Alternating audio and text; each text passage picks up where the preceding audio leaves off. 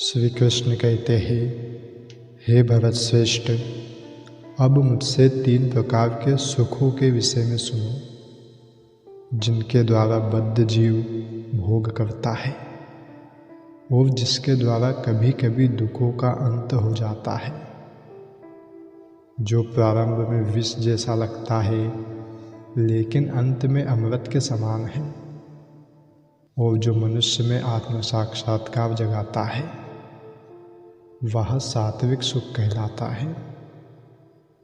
जो सुख इंद्रियों द्वारा उनके विषयों के संसर्ग से प्राप्त होता है और जो प्रारंभ में अमृत तुल्य तथा अंत में विष तुल्य लगता है वह रजोगुणी कहलाता है।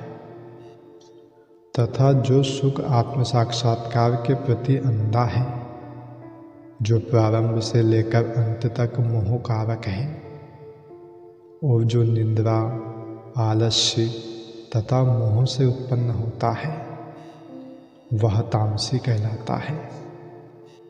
इस लोक में, स्वर्ग में या देवताओं के मध्य में कोई भी ऐसा व्यक्ति विद्यमान नहीं है जो प्रकृति के 3 गुणों से मुक्त हो।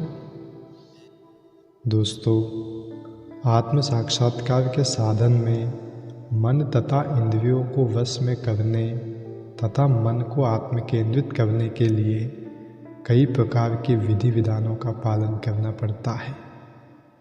ये सारी विधियाँ बहुत कठिन और विष के समान अत्यंत कड़वी लगने लगती है, लेकिन यदि कोई इन नियमों के पालन में सफल हो जाता है और दिव्य पद को प्राप्त हो जाता है तो वह वास्तविक अमृत का पान करने लगता है और जीवन का सुख प्राप्त करता है।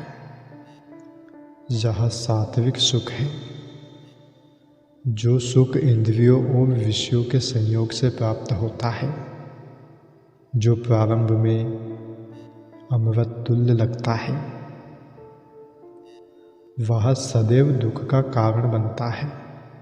अतः इससे सभी तरह से बचना चाहिए। यह रजोगुणी कहलाता है। जो व्यक्ति आलस्य तथा निद्रा में ही सुखी रहता है वह निश्चय ही तमोगुणी है। जिस व्यक्ति को इसका कोई अनुमान नहीं है कि किस प्रकार कर्म किया जाए और किस प्रकार नहीं, वह भी तमोगुणी है।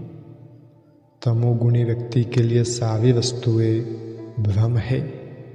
उसे ना तो प्रारंभ में सुख मिलता है ना अंत में। रजोगुणी व्यक्ति के लिए प्रारंभ में कुछ क्षणिक सुख और अंत में दुख हो सकता है, लेकिन जो तमोगुणी है उसे प्रारंभ में तथा अंत में दुख ही दुख मिलता है। इसलिए जीवन में सात्विक सुख की ओर बढ़ना चाहिए।